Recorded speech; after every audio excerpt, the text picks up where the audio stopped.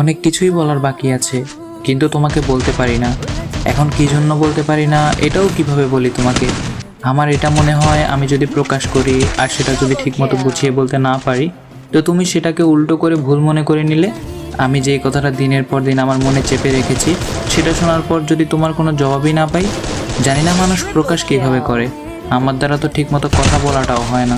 আমি কথা বলতে গেলেই তুমি আমাকে বলো কাল কথা বলি, কিন্তু সেই কাল আর আসেই না।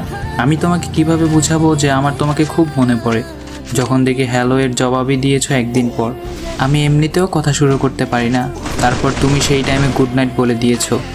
এই জন্য আমার মনের কথা এখনো মনেই রয়ে গিয়েছে, তোমাকে কখনোই বলতে পারিনি। কারণ মনের কথাগুলো কান দিয়ে কখনোই শোনা যায় না, হয়তো তুমি মন দিয়ে জানার চেষ্টাও করো না।